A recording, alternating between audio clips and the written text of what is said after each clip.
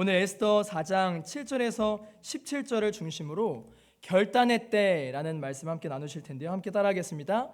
결단의 때, 결단의 때. 우리 삶은 매일매일 찾아오는 순간의 결정으로 이루어집니다. 오늘 내가 어떤 말을 할지, 오늘 내가 어떤 식사를 할지, 그리고 오늘 내가 누구와 만나고 어떤 얘기를 할 것인지, 우리의 삶은 사소해 보이지만 아주 중요한 결정들로 이루어집니다. 왜냐하면 그 결정이 오늘의 나를 이루었고 또 앞으로의 나를 이루는 아주 작은 요소들이기 때문입니다. 때로는 순간의 결정에 따라서 우리의 삶이 180도로 바뀌기도 하는데요. 인천 상륙작전 다들 잘 아시죠? 네. 북한의 기습적인 남침으로 시작된 6.25 전쟁은 단 사흘 만에 수도 서울이 함락되었습니다. 한 달 만에 낙동강 동쪽을 제외한 전 지역이 북한군에게 점령을 당할 정도로 우리 군은 아주 열세에 몰려 있었는데요. 우리 국군과 유엔군은 더 이상 밀려날 데가 없는 이 낙동강에 방어선을 구축해서 부산항을 통해서 전쟁 물자를 보급받으면서 버티게 됩니다. 그때 우리가 잘 알고 있듯이 맥아더 장군이 미국 합동참모본부의 반대를 무릅쓰고 인천으로 상륙해야 한다고 주장합니다. 수도인 서울과 가장 가까운 인천으로 상륙해서 인민군을 분쇄해버리겠다는 이 맥아더 장군의 주장은 결국 미국 합동참모부의 승인을 받게 되었고 서울을 탈환하고 북한의 보급로를 차단하면서 전쟁을 멈추는 데 아주 결정적인 역할을 하게 되었죠. 독일이 통일하게 된 이야기도 알고 계십니까? 한 사람의 말실수에서 비롯되었는데요. 동독의 정치 국원이었던 샤보프스키가 외국 여행 규제 완화에 대한 정책을 발표하면서 정책을 제대로 숙지하지 못한 채 서독을 포함한 외국 여행을 자유화하겠다라고 말했는데요.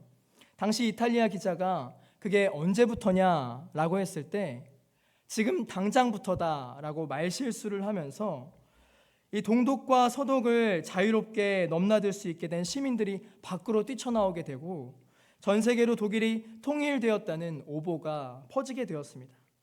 결국 베를린 장벽은 무너지게 되었고 1년 만에 1990년 10월 3일 독일은 통일되었죠.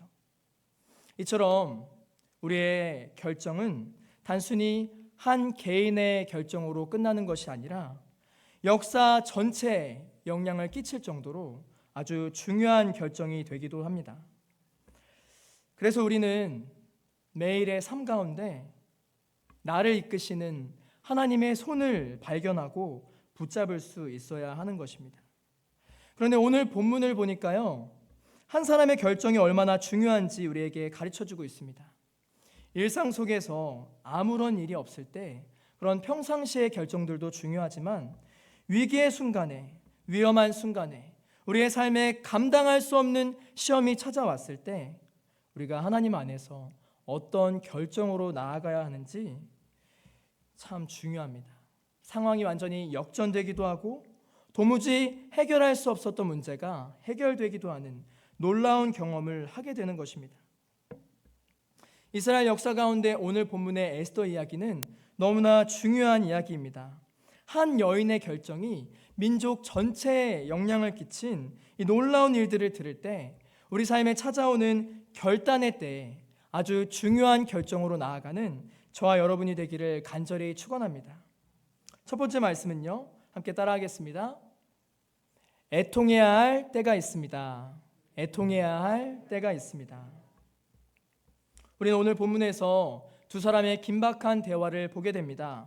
아하수에로 왕의 왕비가 된 에스더와 그녀의 사촌 모르드게의 대화입니다.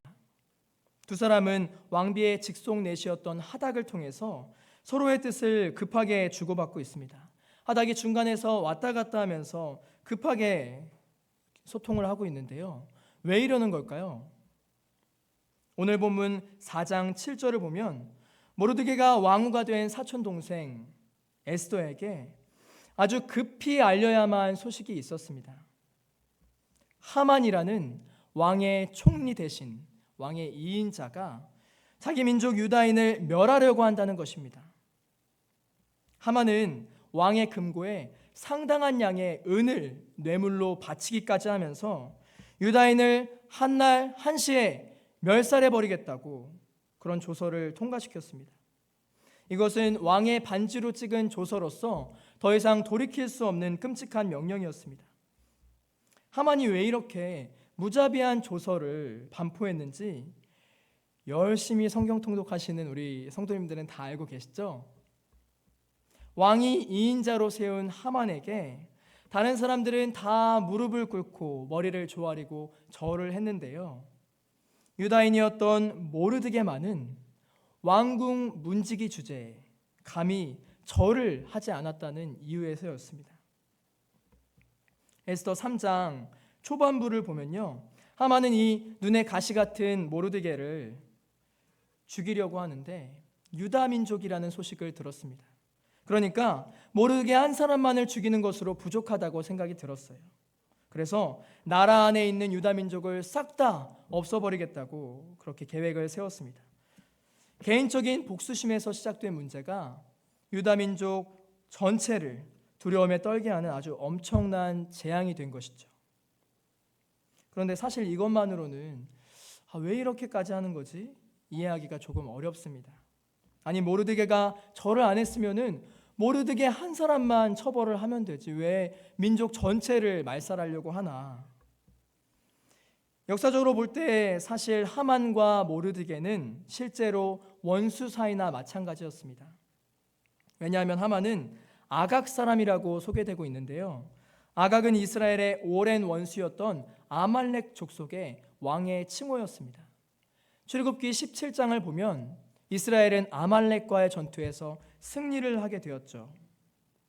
이스라엘 초대왕 사울이 왕자에서 내려오게 된 계기도 이 아말렉 왕과 관련이 있습니다.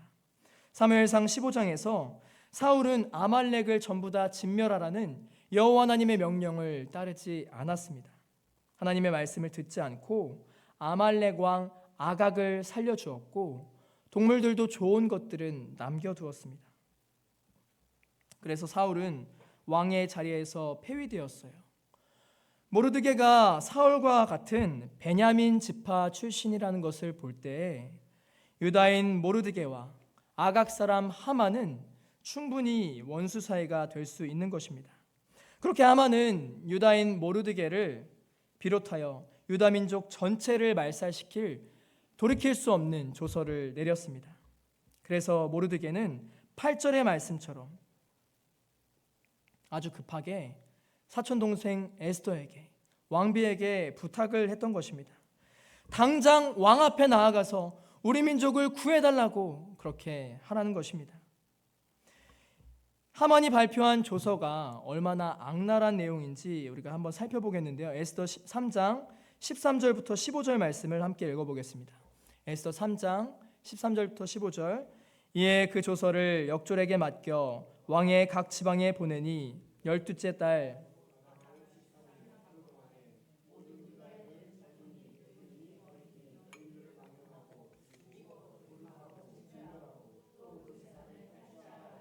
아멘. 조서의 내용은 이렇습니다.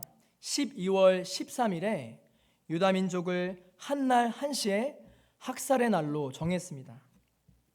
그 하루 동안에는 각 지방에 있는 모든 유대인들을, 모든 민족이 덮쳐서 남녀노소 상관없이 다 죽여버리고 재산을 강탈해도 된다고 하는 것입니다.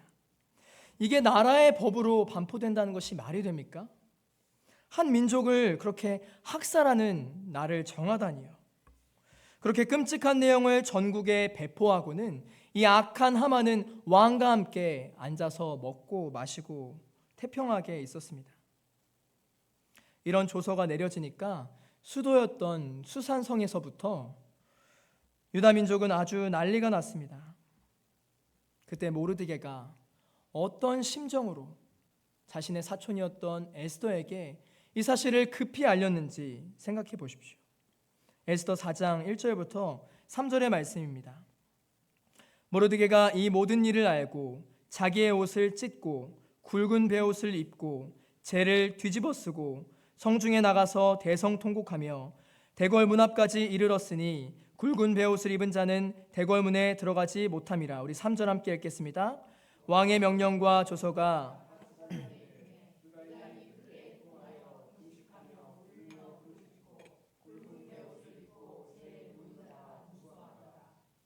아멘. 우리 인생에서 갑작스럽게 찾아오는 정말 말도 안 되는 문제를 만났을 때 온몸이 무너지고 눈앞이 캄캄해지고 주저앉을 수밖에 없는 절망스러운 문제가 산사태처럼 우리에게 닥쳐왔을 때 하나님의 사람은 어떤 결정을 내리고 있습니까? 지금 모르드게가 어떤 자세를 취했습니까? 자기의 옷을 찢고 굵은 베옷을 입고 재를 뒤집어 쓰고 성중에 나가서 대성통곡을 하는 것입니다. 구약에서 하나님의 사람들은 인생을 뒤흔드는 폭풍 앞에서 그저 무너지고 좌절하는 것이 아니라 하나님 앞에서 울었습니다. 창세기 37장에 자기 막내 아들 요셉이 죽은 줄로만 알았던 이 아버지는 옷을 찢고 위로받기를 거절했습니다. 그리고 하나님 앞에서 울었습니다. 그 아버지의 애통함, 그리고 포로 생활에서 이스라엘로 귀환했을 때 자기 민족의 죄악을 보고 속옷을 찢고 겉옷을 찢고 어찌할 수 없어서 수염과 머리를 잡아 뜯었던 그런 제사장, 그 사람의 애통함, 갑작스럽게 모든 재산과 자녀들까지 다 죽어버리자 겉옷을 찢으며 머리털을 밀고 땅에 엎드려 예배했던 인내의 사람, 이들은 모두 하나님께 자신의 모든 고통과 슬픔을 토로하면서 하나님께서 이 모든 상황들을 다스려 주시기만을 애통하고 회개하면서 그렇게 간곡하게 주님의 도우심을 간구했던 것입니다. 그래서 예수님은 팔복 중에서 어떤 자가 복이 있다고 말씀하셨습니까? 마태복음 5장 4절에 애통하는 자는 복이 있나니 그들이 위로를 받을 것이며. 하나님의 사람들은 고통스러운 인생의 문제 앞에서 이 문제를 하나님 앞으로 가져갑니다. 하나님 앞에서 대성통곡하면서 크신 편팔로 안아주시는 하나님의 위로를 구하기로 결정하는 것입니다. 내 힘으로 도저히 들 수 없어서 짓눌리는 인생의 고통과 문제 아래에서 내 모든 슬픔을 전부 다 가지고 하나님 앞에 엎드리기로 작정하는 저와 여러분이 되시기를 간절히 축원합니다. 두 번째 말씀은요, 함께 읽겠습니다. 한 걸음 더 내디뎌야 할 때가 있습니다. 한 걸음 더 내디뎌야 할 때가 있습니다. 본문에서 모르드게가 하나님 앞에서 애통할 뿐만이 아니라 거기서 한 걸음 더 나아가는 모습을 보게 됩니다. 어떻게든 이 사실을 자신의 사촌인 왕비에게 알리기 위해서 왕비가 잘 볼 수 있는 곳에 계속 머물러서 애통하는 것이죠. 왕비가 그를 발견하고 갈아입을 옷을 보내도 갈아입지 않았습니다. 모르드게는 자신이 할 수 있는 최선의 방법을 다해서 왕비와 접촉하고자 했습니다. 그래서 오늘 본문에 자초지종을 알아보고자 했던 에스더에게 원수 하만의 만행을 알리게 된 것입니다. 하나님의 사람들이 위기의 순간에, 아주 중요한 순간에 어떻게 결정하는지, 어떤 결정을 내리는지 우리는 눈여겨봐야 합니다. 하나님 앞에서 통곡하며 애통하며 간구하는 와중에도 자신이 할 수 있는 최선의 노력을 다하고 있습니다.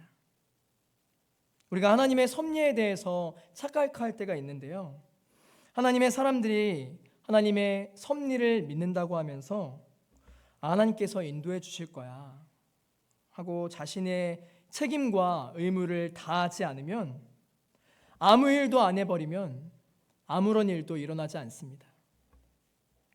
하나님의 섭리를 믿는다고 하는 것은 하나님께서 내게 주신 책임과 의무를 다하면서 우리가 할 수 있는 최선의 노력을 다하고 하나님께서 이 상황 속에서 일해 주시기만을 기다리는 것입니다.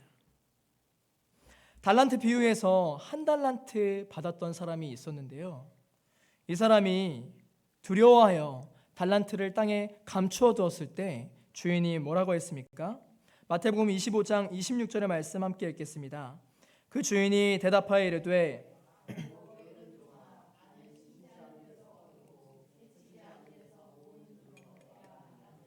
그러면 내가 마땅히 내 돈을 취하는 자들에게나 맡겼다가 내가 돌아와서 내 원금과 이자를 받게 하였을 것이니라 하고 이 무익한 종을 바깥 어두운 데로 내쫓으라. 거기서 슬피 울며 이를 갈리라 하니라. 아멘. 하나님의 사람은 하나님 앞에서 애통하고 하나님의 섭리를 믿으면서 하나님께서 맡기신 것에 최선을 다하는 것입니다. 자신이 할 수 있는 최선의 노력을 다하기로 결단하고 하나님께 간구하는 자세가 필요합니다. 모르드게는 그렇게 하나님 앞에서 온 마음을 찢으며 애통하며 회개하며 간구할 뿐 아니라 한 걸음 더 나아가서 왕비였던 자신의 사촌 에스더에게 최선을 다해서 부탁했습니다. 그러니까 처음에 에스더 왕비가 어떻게 반응했는지 아십니까? 본문 9절부터 11절 말씀을 보면 네, 제가 그렇게 하겠습니다 라고 한 것이 아니라 에스더 왕비는 모르드게의 부탁을 받고 곤란하다고 거절했습니다. 왜냐하면 당시 법적으로 왕이 부르지 않았는데 왕 앞에 나아갈 수 없었기 때문입니다. 마음대로 왕 앞에 나갔을 때 만약 왕이 금규를 내밀지 않으면 살 수가 없었기 때문입니다. 바로 사형감이었습니다. 게다가 에스더 왕비는 왕이 부르지 않은 지가 벌써 한 달이 된 시점이었습니다. 여자로서 왕이 불러주지 않는다니 수치스럽고 불안한 상황이었습니다. 에스더 1장에서는 아하수에로 왕이 자기 나라의 위대함을 나타내면서 잔치를 베풀었는데요. 기존의 왕후였던 와스디 왕비는 왕 앞으로 나오라는 말을 듣지 않아서 폐위되게 됩니다. 그리고 온 나라에 남편의 말을 잘 들으라 라는 조서까지 반포하게 되었죠. 그때는 왕이 불러도 나가지 않는 게 문제였는데 이제는 왕이 부르지도 않았는데 왕 앞에 나가려고 하니까 문제였던 것입니다. 원래 있었던 왕후도 그렇게 쉽게 폐위시켜 버렸다면 전국 각지 처녀들 중에서 미녀로 에스더 왕후가 세워졌는데 에스더도 얼마든지 교체될 수 있는 그런 위치였던 것입니다. 바벨론에 의해서 유다 민족은 멸망당했고 소수 민족이었던 유다의 딸이 포로로 끌려왔습니다. 고아라서 부모도 없이 자랐어요. 나이가 많은 사촌 모르드게가 자기 딸처럼 마음으로 키웠습니다. 이제는 왕의 눈에 들어서 바사 제국의 왕비로 엄청난 신분 상승을 했습니다. 하지만 아무것도 할 수 없는 무력한 위치였어요. 왕이 부르지 않았는데 감히 왕 앞에 나간다는 것은 목숨을 걸어야 하는 아주 말도 안 되는 일이었습니다. 아무리 민족 전체가 위기에 빠진 상황이라고 하더라도 이 나라의 분위기와 그간의 일들을 생각해 봤을 때 감히 상식적으로, 법적으로 도무지 시도해 볼 만한 일이 아니었습니다. 그러자 오늘 말씀에 모르드게는 어떻게 에스더를 권면했습니까? 우리 13절부터 14절 말씀을 함께 읽어보겠습니다. 모르드게가 그를 시켜 에스더에게 회답하되 너는 왕궁에 있으니 모든 유다인 중에 홀로 목숨을 건지리라 생각하지 말라.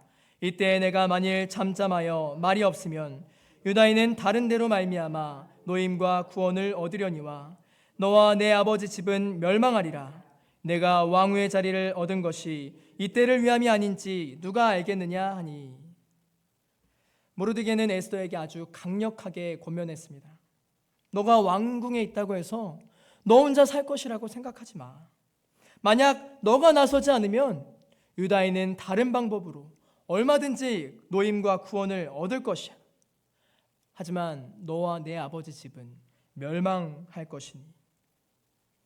너가 왕비의 자리에 앉은 것이 이때를 위함이 아닌지 어떻게 알겠느냐. 이 말씀을 읽을 때 너무 심한 거 아니야? 이렇게 강압적으로 이렇게 사촌을 이렇게 할 수가 있나 라는 생각이 들 수도 있는데요. 저주하는 것 같이 느껴질 수 있는데, 우리는 모르드게가 자기 어린 사촌을 어떻게 키웠다고 했죠? 자기 딸같이 키웠다는 것을 기억해야 할 것입니다. 사촌 에스더를 딸처럼 업어 키웠습니다. 우리는 이 모습을 통해서 하나님의 사람이 정말 어려운 순간에 자기 가족이라고 하더라도 어떻게 영향력을 끼치는지 살펴봐야 합니다. 모르드게는 지금 마음으로 딸을 키운 아버지로서 딸에게 아주 중요한 권면을 하고 있습니다. 딸이 영적으로 아주 중대한 결정을 내려야 할 때 올바른 길을 제시해 주는 것이죠. 영적인 아비로서 딸이 정말 어려운 길이지만, 그 어려운 결정이지만 믿음으로 담대한 결정을 할 수 있도록 바르게 강권적으로 권면하고 있는 것입니다.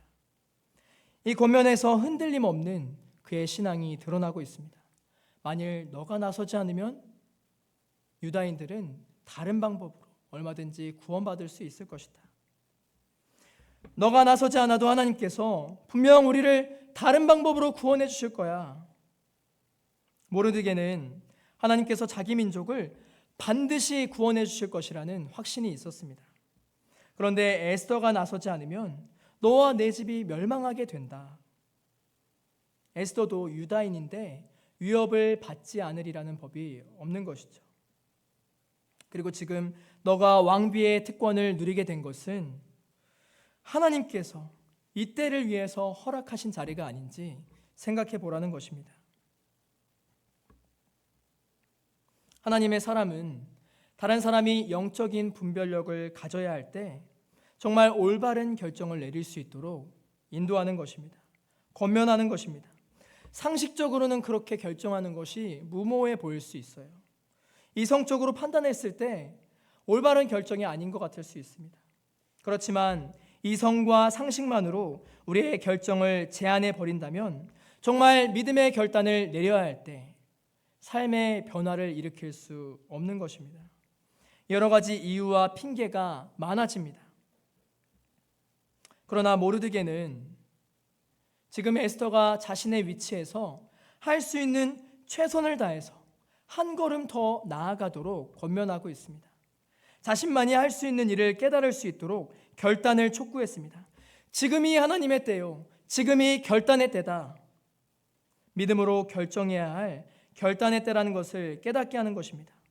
더 이상 가만히 있는 것이 아니라 하나님께서 세워주신 그 자리에서 최선을 다해서 한 걸음 더 나아가라고 기회를 포착하고 민족을 살리기 위한 담대한 발걸음을 내디디라고 말하고 있습니다.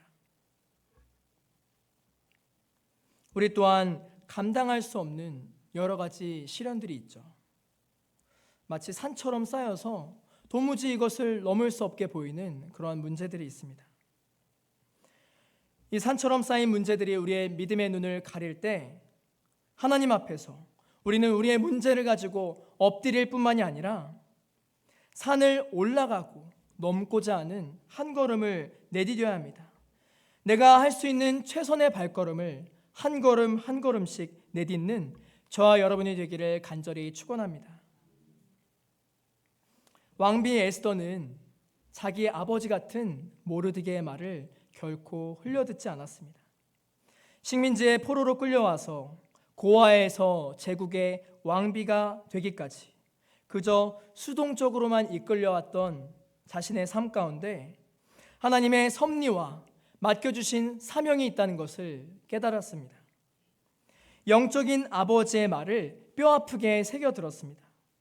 지금 자신만이 민족의 운명을 뒤바꿀 수 있는 결단의 때라는 것을 깨달았던 것이죠. 그래서 자기 목숨을 걸고 지금껏 걸어보지 않았던 길, 믿음의 길을, 믿음의 발걸음을 내딛기로 결단했습니다.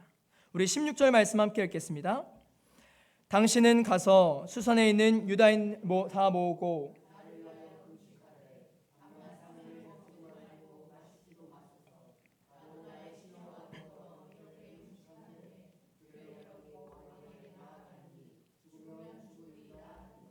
아멘. 결정을 내리기가 힘들면 힘들수록, 위험 부담이 크면 클수록, 결정에 따른 희생이 크면 클수록 그 결정의 가치와 설득력은 더욱 커지기 마련입니다. 에스더 왕비는 지금 왕비로서의 첫 번째 명령을 내리고 있어요. 무슨 명령이었습니까? 민족적인 금식의 명령이었습니다. 민족을 대표해서 왕 앞에 나아가는 자신을 위해서 3일 동안 금식하라고, 기도하라는 명령을 내립니다. 그녀는 이제 자신의 생명마저도 절대 주권자이신 하나님의 손에 맡겨드리면서 결단했습니다. 자기와 시녀와 함께 자기도 3일 동안 금식한 후에 법을 어기면서까지 왕 앞에 나아가겠다고 결단한 것입니다. 3일 동안 금식한다는 것은 무슨 의미입니까? 단순히 식사를 제한하면서 자신의 굳은 의지와 결심을 나타내는 것입니까? 그렇지 않습니다. 생명을 유지하는 데 필수적인 음식을 먹지 않음으로써 하나님 앞에서 몸과 마음을 겸비하고 생명을 걸고 간절히 기도하겠다는 의미입니다. 이러한 간절한 기도가 어떠한 기도인지 우리는 겟세마네 예수님의 기도에서 볼 수 있습니다. 누가복음 22장에서 예수님은 이렇게 기도하셨죠. 우리 44절 말씀만 함께 읽어보겠습니다.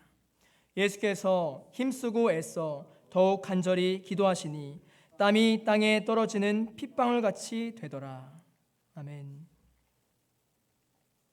예수님께서는 하나님께서 맡기신 사명을 위해서 한 사람의 희생을 통해 모든 죄인을 살리기 위해서 그 결단의 때에 땀이 피가 될 정도로 정말 간절히 기도하셨습니다.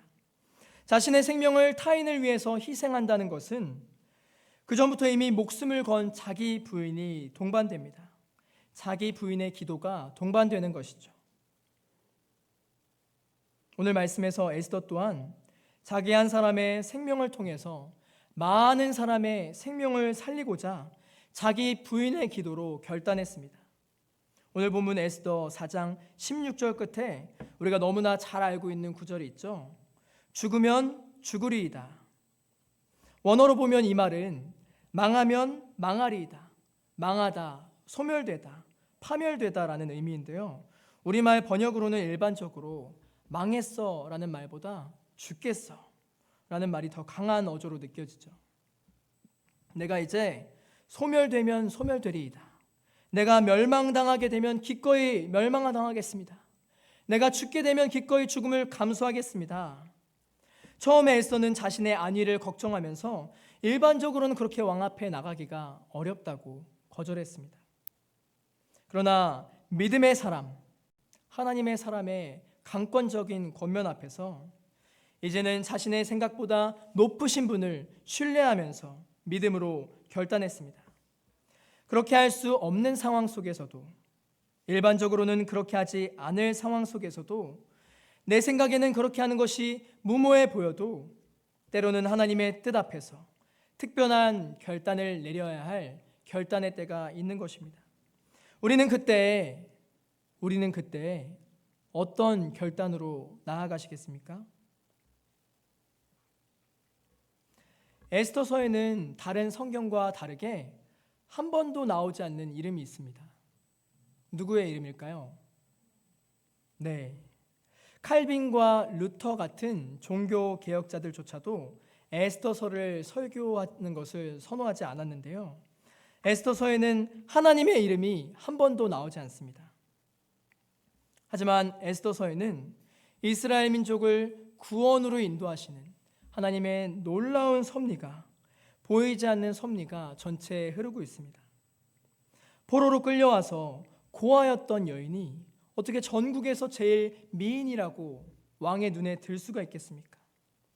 왕궁 문지기였던 모르드게는 어떻게 왕을 살해하려는 음모를 알고 왕의 생명의 은인이 될 수 있었습니까?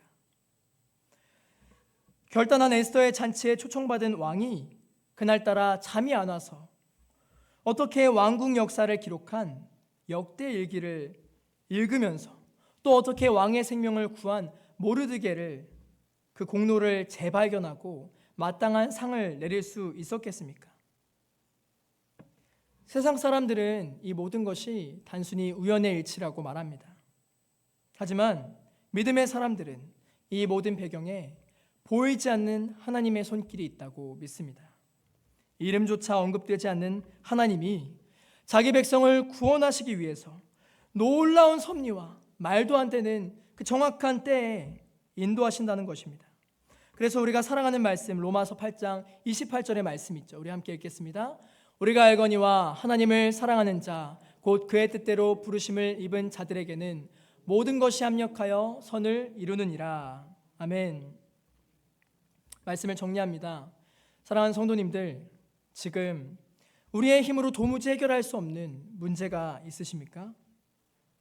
제가 확신하면서 말씀드릴 수 있습니다. 결코 우연이 아닙니다. 지금 너무나 감당하기 어려운 고통스러운 상황 가운데 놓여 있으십니까? 그렇게 어려운 상황 속에 있는 것은 결코 우연이 아닙니다. 우리의 삶은 단순한 우연으로 이루어지지 않습니다. 하나님의 섭리 가운데 지금 그 자리에 성도님이 계신 이유가 있는 것입니다.